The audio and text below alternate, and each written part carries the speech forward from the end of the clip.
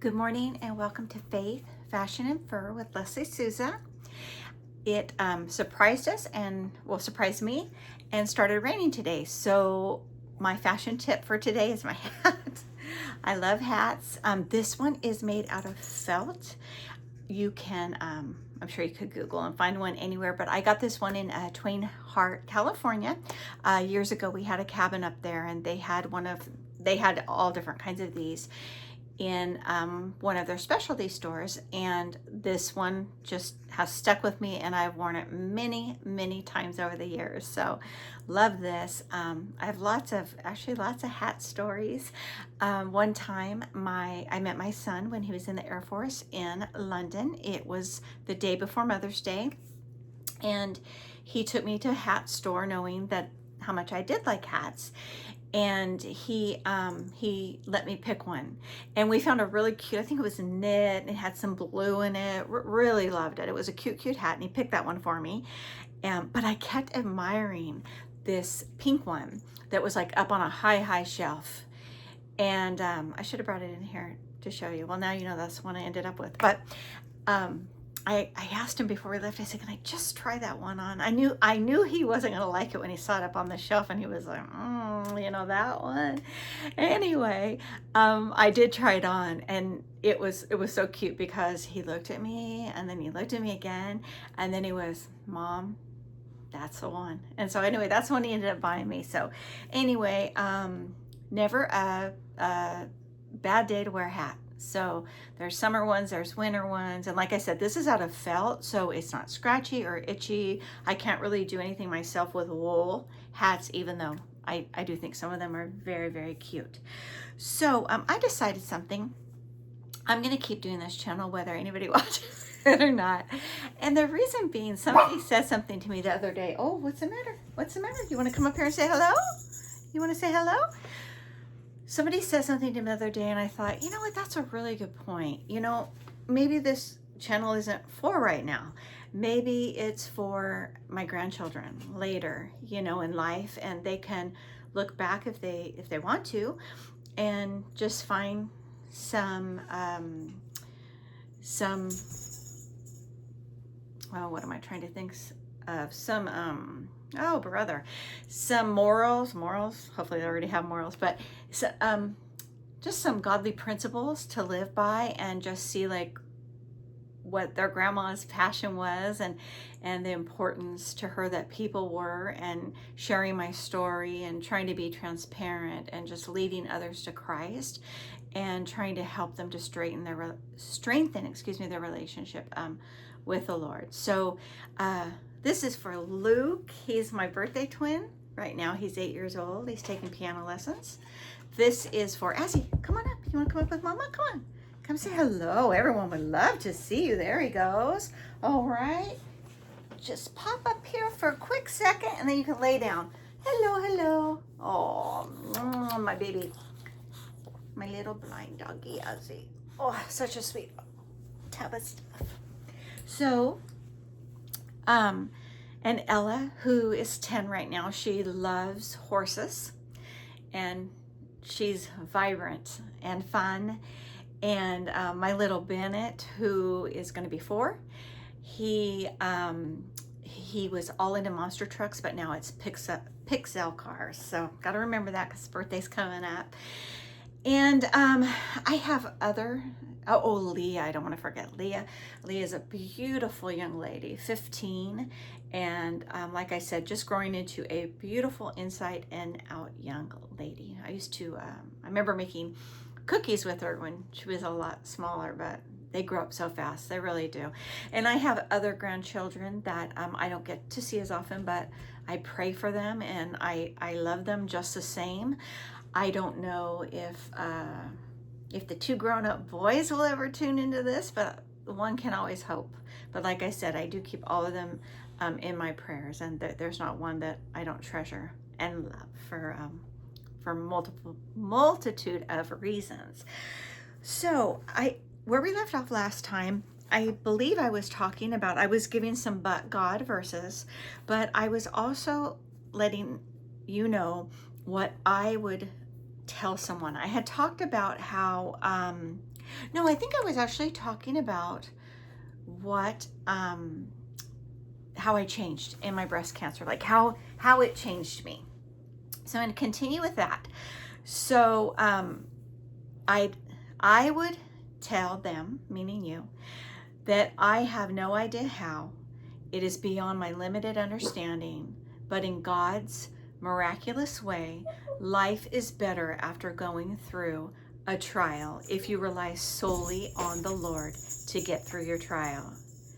I can't wrap my mind around it that yet because I can't wrap my mind around that yet because I see some horrific scars when I look in the mirror, but somehow I am happier now than before I had breast cancer.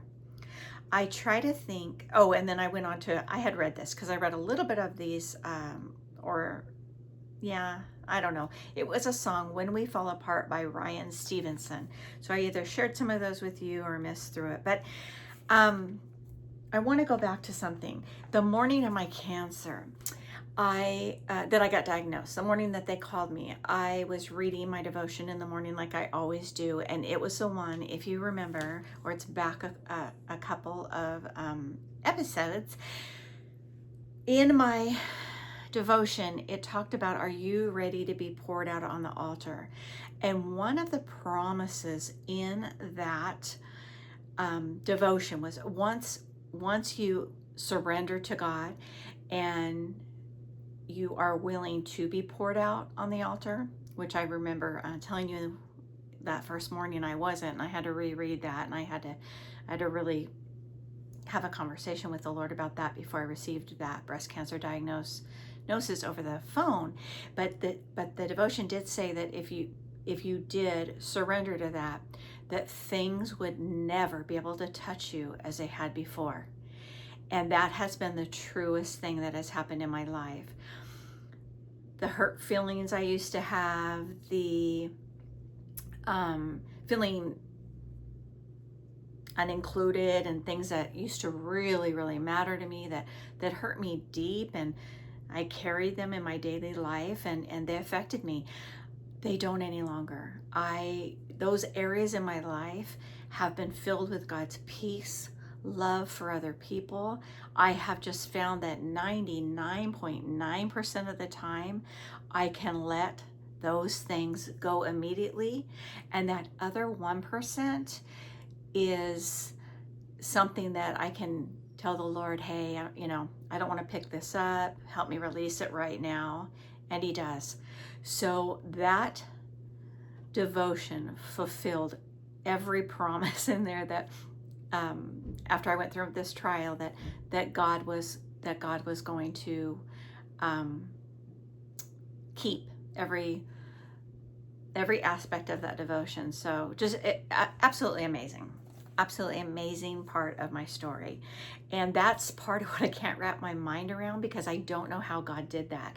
I don't know what God changed in me through the process of that trial of breast cancer. I know that I went through it. I know what I went through. I know it was hard and painful, but I don't know how He got me to that result. And that was something I had been asking Him for years. I had gone to Him and I just told Him, the things that were really hurting me at the core of my being. And I thought, is this going to be like Paul? Like, he had that thorn in his side. Is this going to be the thorn in my side that I have to carry around for the rest of my life? And I was afraid that I was never going to get out from underneath that. And knowing what I know now, of course, I wouldn't have wanted to know, oh, you're going to go through this horrific breast cancer trial to get rid of this. But that is what I had to go through to come out to the other side and not have that thorn anymore, not be living with that pain and that rejection that I was experiencing and having a really hard time moving forward. God knew exactly what I needed, and He brought me through it. And like I was saying, my life is better now than it was before, in my opinion. Some people might not agree if they saw some things about me, because it took from me. It took from me, but the Lord works all things together for our good. So what the enemy meant for evil, God means for good. And things do get taken, but he restores in miraculous ways that actually end up meaning more than what you had before. So let's see. There is one thing. So I was talking about, okay, I do want to mention this. I apologize.